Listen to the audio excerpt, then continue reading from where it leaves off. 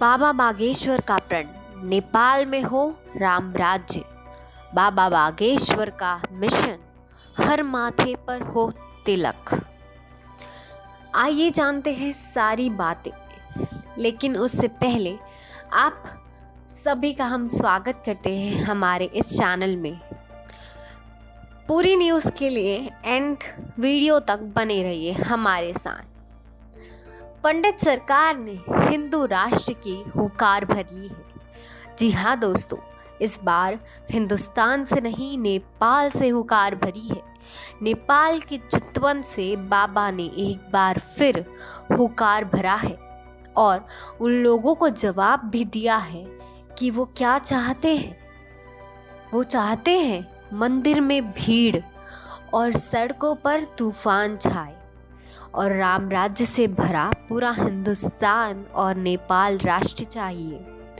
नेपाल के चितवन धाम से बाबा बागेश्वर सरकार ने ऐसा संदेश दिया है जो भारत और नेपाल के रिश्तों को मजबूत करने वाला है। नेपाल में बागेश्वर वाले बाबा धीरेन्द्र शास्त्री ने अपने मकसद को साफ कर दिया है। उन्होंने कहा है कि सनातनियों की एकता जरूरी है ताकि धर्म विरोधियों को जवाब दिया जा सके। बाबा बागेश्वर इन दिनों भगवान के ससुराल जनकपुरी यानी नेपाल में है। यहाँ चितवन से शाश्वत धाम में उनका दिव्य दरबार सजा है। उन्होंने भारत के रिश्ते और सनातन संस्कृति का पुराना रिश्ता भी समझाया है। माता जानकी के मायके में बागेश्वर सरकार ने राम भक्त हनुमान का बहुत बढ़िया एग्जाम्पल दिया है और कहा है कि हम सभी को हनुमान जी का चरित्र अपनाना चाहिए। धीरेन्द्र जी का जन्म 4 जुलाई 1996 में हुआ। छत्रपुर के पास स्थित गणागंज ग्राम में था। इनका पूरा परिवार आज भी गणागंज में रहता है, जहां पर प्राचीन बागेश्वर धाम का मंदिर है। इनकी पैतृक घर भी यहीं पर है। यहीं इनके दादाजी पंडित भगवान दास गर्ग सेतुलाल भी रहते थे। इनके दादाजी ने चित्रकूट के निर्मोहन अखाड़े से दीक्षा प्राप्त की थी, जिसके बाद वे गड़ा गांव पहुंचे, जहां उन्होंने बागेश्वर धाम मंदिर का जीर्णोद्धार करवाया था। यहीं पर धीरेन्द्र कृष्ण के दादाजी भी दरबार लगाया करते थे। उन्होंने आश्रम ग्रहण कर लिया। धीरेन्द्र महाराज के गढ़गंज वाले पैतृक घर में माता पिता और उनका एक छोटा भाई भी रहता है।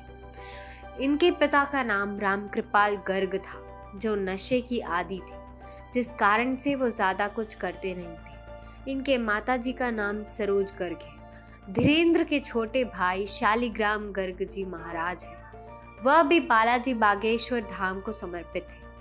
धीरेन्द्र के पिता को कुछ ना करने के कारण परिवार को आर्थिक स्थिति बहुत खराब थी। 3-3 दिन तक खाने के अभाव रहते थे। जैसे तैसे गृहस्थी चल रही थी। रहने के लिए एक छोटा सा कच्चा मकान था, जो बरसात के दिनों में टपकता करता। इससे हनुमान जी का आशीर्वाद कहिए या फिर किस्मत का खेल। इतनी कम उम्र में धीरेन्द्र महाराज शानदार मुकाम और प्रसिद्धि हासिल कर लिए। धीरेन्द्र कृष्ण शास्त्री ने अपनी प्रारंभिक शिक्षा गांव के ही सरकारी स्कूल से प्राप्त की। उन्होंने 8वीं तक की शिक्षा अपने गांव में ही ग्रहण की। उसके बाद वो 5 किलोमीटर दूर गंज के गांव में जाना चाहते थे। आर्थिक अभाव के कारण 5 किलोमीटर का सफर प्रतिदिन पैदल की तय किया करते। यहाँ से उन्होंने 12वीं तक की पढ़ाई की। इसके बाद आगे की पढ़ाई के लिए उन्होंने कला संकाय से स्नातक में दाखिल किया, लेकिन आर्थिक अभाव और धर्म के भक्ति और आस्था के कारण उन्होंने बीच में ही पढ़ाई छोड़ दी। धीरेन्द्र अपने परिवार के सबसे बड़े लड़के हैं, जिस कारण परिवार का भरण पोषण भी इन्हीं को करना होता था, जिसके चलते ये लोगों के घर में जाकर दान दक्षिणा मांगा करते और घर का पोषण करते।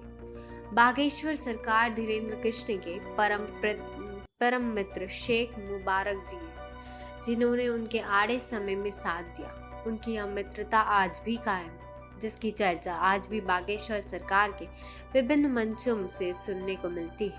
उनकी मुलाकात भी एक दिलचस्प घटना से हुई। डॉक्टर शेख मुबारक अक्सर निजी काम के सिलसिले में छतरपुर से जाया करते थे। तभी गड़ागंज में उनकी मुलाकात धीरेन्द्र कृष्ण से हुई, जो उनके उम्र में काफी छोटे थे। इन दोनों के बीच में आपसे धर्म को लेकर चर्चा हो रही थी, जिसे शेख मुबारक जी ने सनातन धर्म को लेकर कुछ ऐसी टिप्पणियां दी जिसके जवाब में धीरेन्द्र जी ने उनके भ्रम को शांत कर दिया। इसके बाद वो अक्सर भागेश्वर धाम सुंदरकांड का पाठ सुनने आया करते थे, जिसके परिणामस्वरूप उनके जीवन में कुछ चमत्कार हो गए। शुरुआती दिनों में पंडित कृष्ण धीरेन्द्र की आर्थिक स्थिति बहुत अच्छी नहीं थी। तभी धीरेन्द्र कृष्ण की बहन के विवाह में शेख मुबारक ने उनकी आर्थिक मदद की, साथ ही विवाह के सभी कार्य संपन्न भी करवाए। धीरेन्द्र कृष्ण का जन्म शुक्ल वंश के ब्राह्मण परिवार में हुआ, जहां शुरू से ही कर्मकांड होता था। इनके दादाजी एक प्रभावशाली संत थे, जिसके कारण धीरेन्द्र को बचपन से ही गुरु कृपा मिली। उसी गांव में उनका जन्म हुआ, जिस कारण उनका पूरा परिवार प्रतिदिन बागेश्वर धाम जाया करता। दादाजी के गुरु सन्यासी बाबा भी समाधि है। सन्यासी बाबा भी इन्हीं के वंश से संबंधित है, जिन्होंने 320 वर्ष पहले समाधि ले ली। धीरेन्द्र व उनके दादाजी के साधना गुरु सन्यासी बाबा ही हैं। धीरेन्द्र के दादाजी भी बागेश्वर में दरबार लगाते थे। 11 वर्ष की अवस्था में धीरेन्द्र ने भी अपने दादाजी के दरबार में अर्जी लगाई। उन्होंने घर के अभाव, गृहस्थ जीवन से छुटकारा पाने के आशीर्वाद मांगा। तब दादाजी ने धीरेन्द्र को अपना शिष्य बना लिया, फिर बागेश्वर धाम की सेवा करने का संकल्प दिलाया। धीरेन्द्र का मानना है कि उन्होंने जो कुछ भी ज्ञान और अलौकिक शक्तियां प्राप्त हुई है, वो उनके दादाजी और सन्यासी बाबा की कृपा का ही परिणाम है। उनके दादाजी पहले गृहस्थ आश्रम को छोड़कर सन्यास आश्रम में प्रवेश कर चुके थे।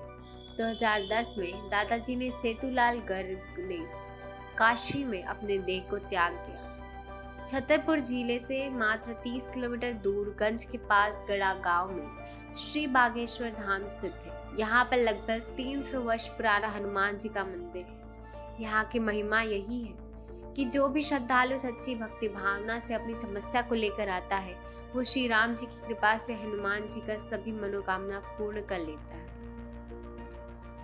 इस दरबार में आने वाले कोई भी व्यक्ति खाली हाथ और निराश होकर नहीं जाता। यहाँ पर अपने देश के ही नहीं, अपितु विदेश से भी श्रद्धालुओं की समस्या को लेकर आते हैं। उनका हर संभव इलाज किया जाता है। यहाँ पर कैंसर जैसी बीमारियों के साथ भूत प्रेत व ऊपरी बाधाओं के मरीजों के लिए ठीक होने का दावा करते हैं। बागेश्वर सरकार की खासियत है कि यहाँ पर श्रद्धालुओं को अर्जी लगानी होती है। उनकी अर्जी स्वीकार होने पर बागेश्वर सरकार आर्थिक अर्थात धीरेन्द्र कृष्ण शास्त्री जी बिना उनसे बात किए उनकी समस्याओं के पर्चे पर उल्लेखित कर देते हैं। इसके पश्चात उस व्यक्ति से उसकी समस्या की जानकारी ली जाती है और 100% अंकित होती है।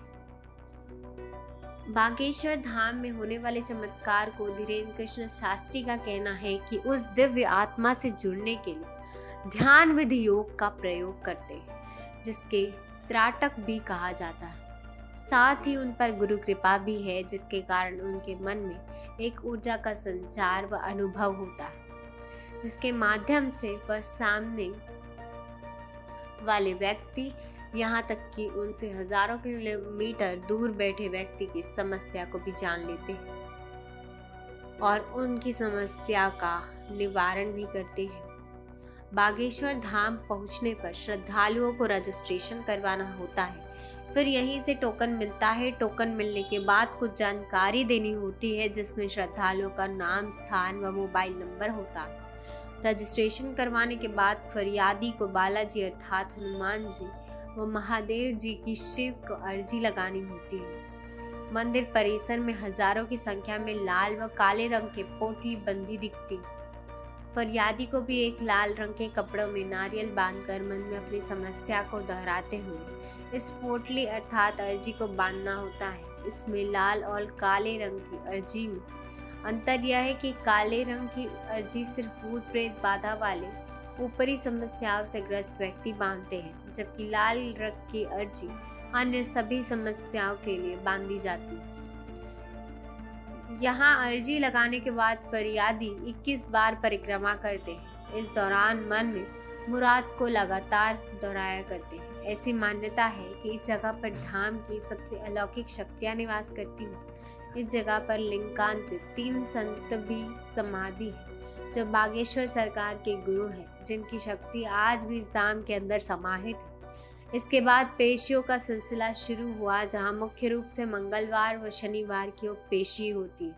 यूं तो प्रतिदिन हजारों की संख्या में श्रद्धालु यहाँ पर आते हैं। यहाँ पे उनकी हर एक समस्या का समाधान भी लिया जाता है।